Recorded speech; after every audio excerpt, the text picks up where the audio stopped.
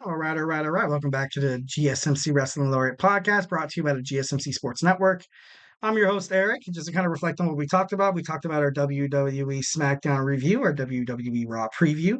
We also talked about our WWE Draft of Superstars, potential storylines, potential title runs, uh, et cetera, et cetera. I know I only did the SmackDown side.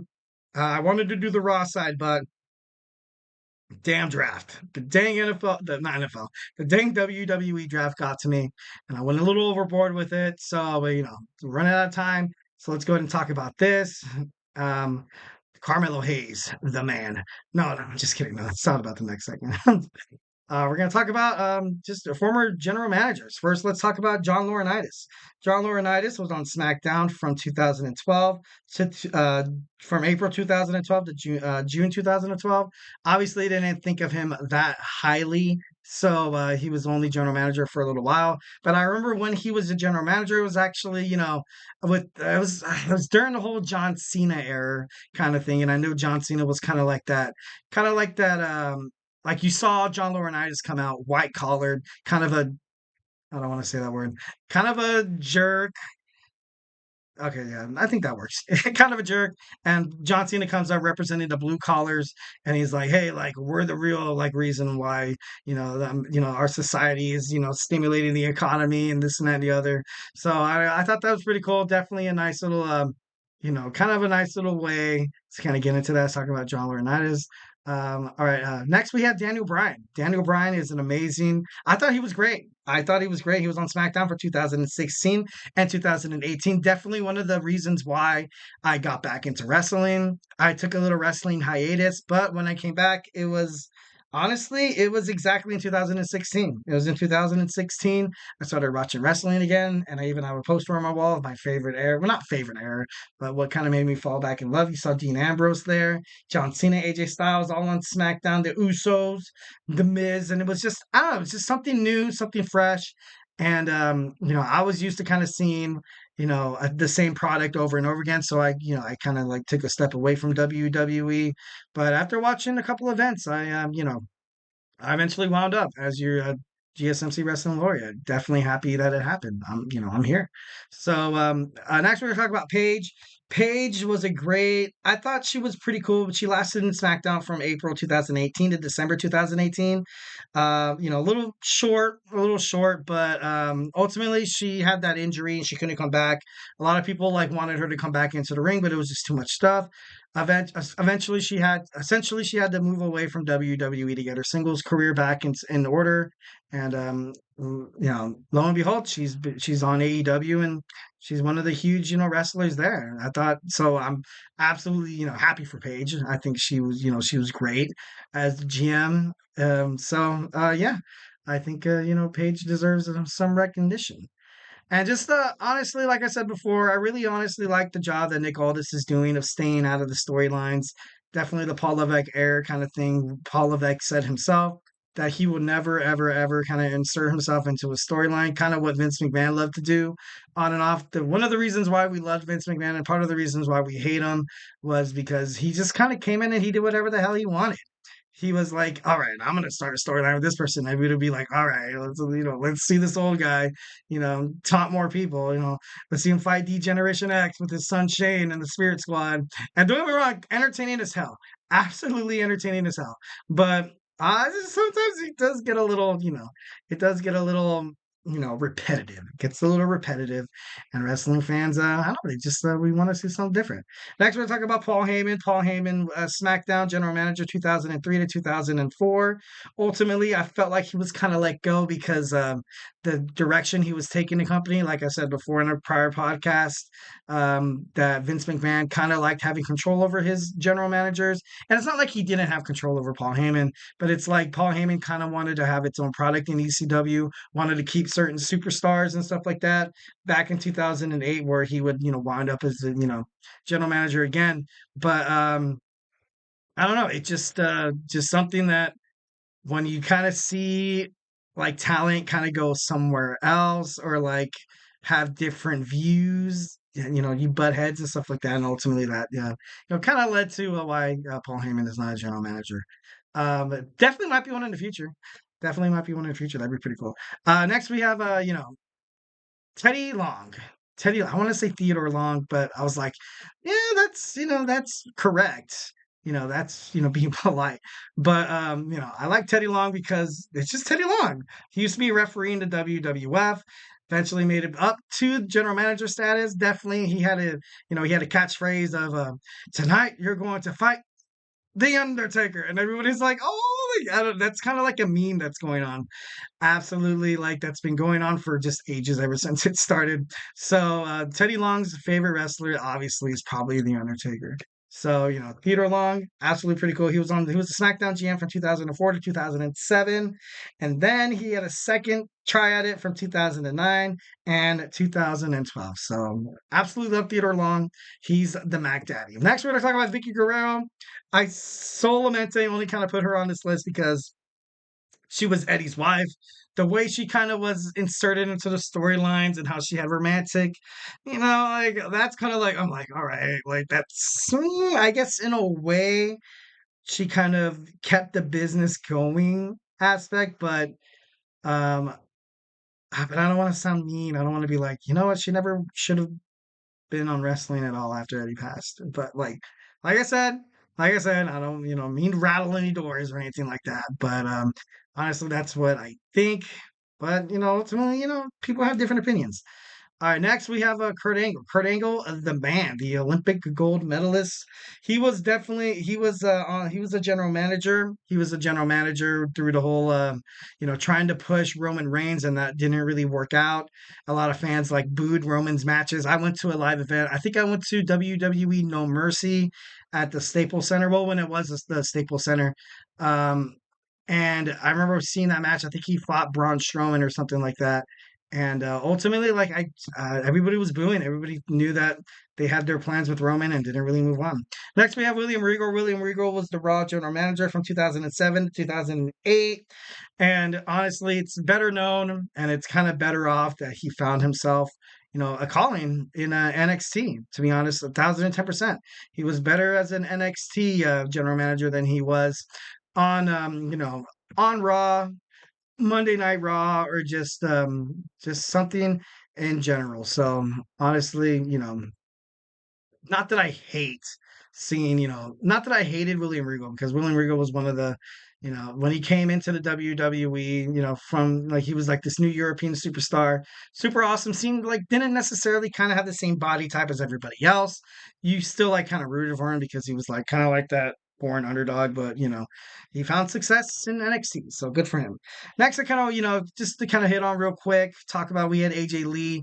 AJ Lee was a dominant Divas champion. I think. I don't want to. Don't quote me on this. I No, I don't think it was Nikki Bella who dethroned her.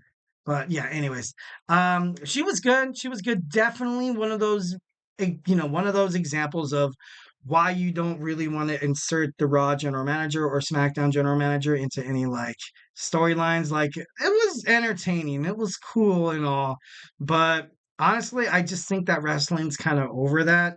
And I really hope that I think the numbers are great in terms of viewership, and I hope they don't go back to that. But if they do, I don't really know how you can see Nick Aldis or Adam Pearce kind of inserting themselves into the storyline. But I could be wrong. Absolutely, 110% could be wrong. But yeah, honestly, I don't see something like that happening. Loved AJ Lee. I loved her as a superstar. I loved her as a wrestler. But as a general manager, I thought it was a little like, okay. Next, we have this man. This man, Eric Bischoff of the WCW, coming to his rival, the company that he absolutely dreaded, the WWE. I thought I watched this episode of Raw where it was announced, and I was in complete shock. Complete shock.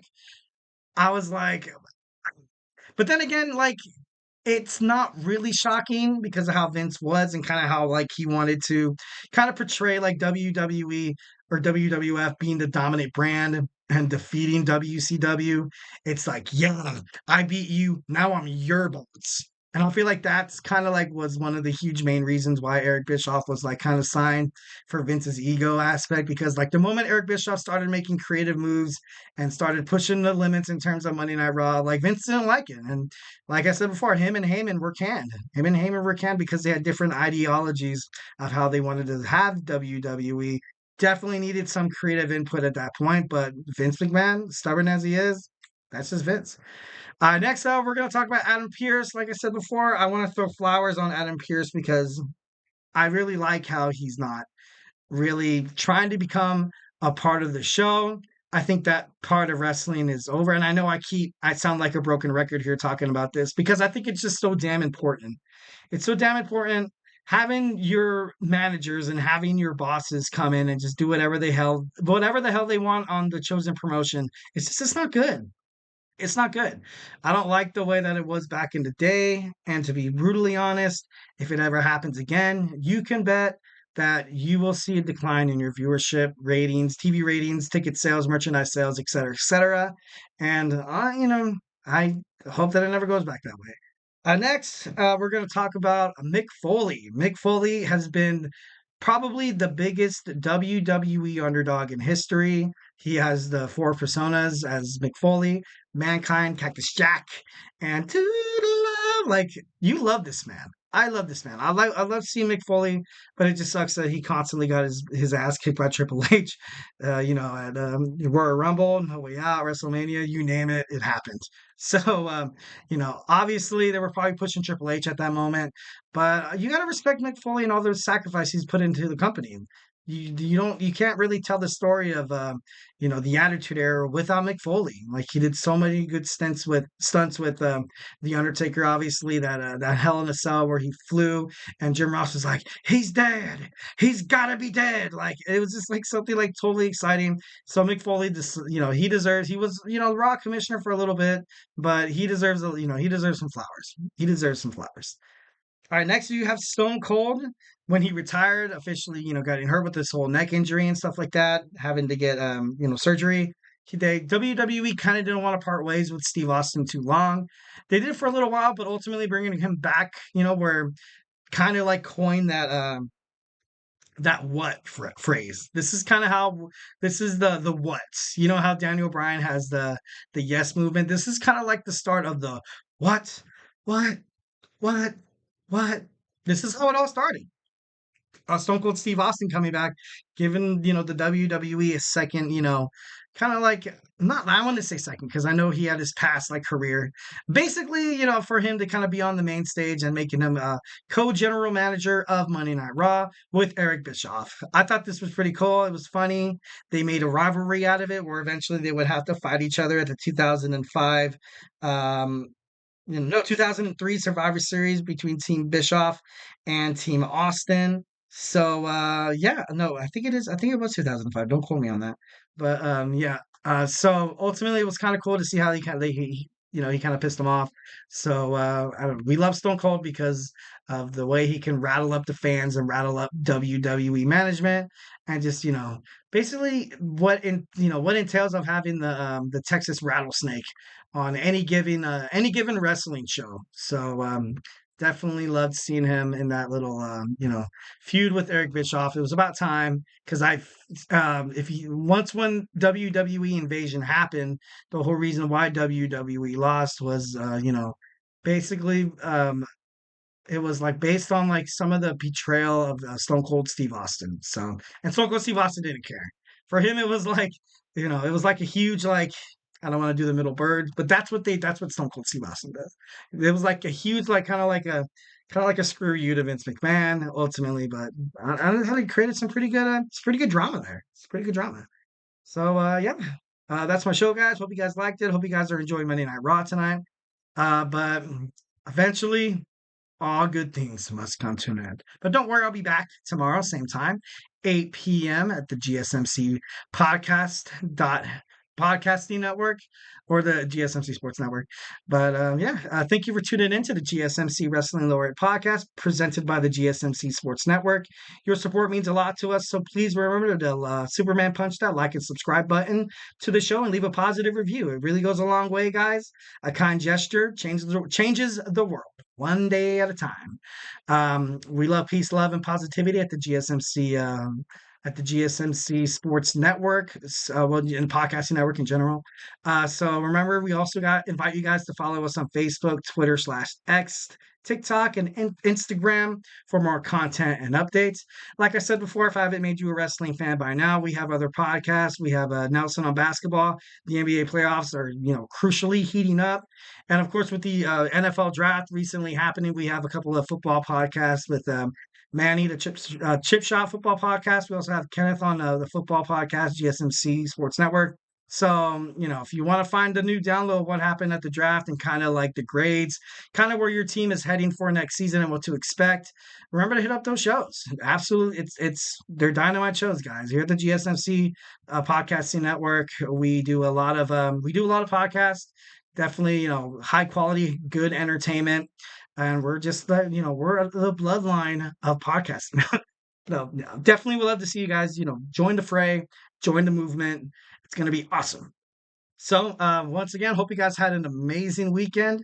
Hope you guys, were pretty, not sufficient. Pretty, how a lot of people usually work 9 to 5 jobs, Monday through Friday. So then they're like, you know what? I'm going to use this to be productive. So I hope you guys had a productive weekend. Hope you guys are smiling and hope you guys are happy. Thank you once again and have a phenomenal day.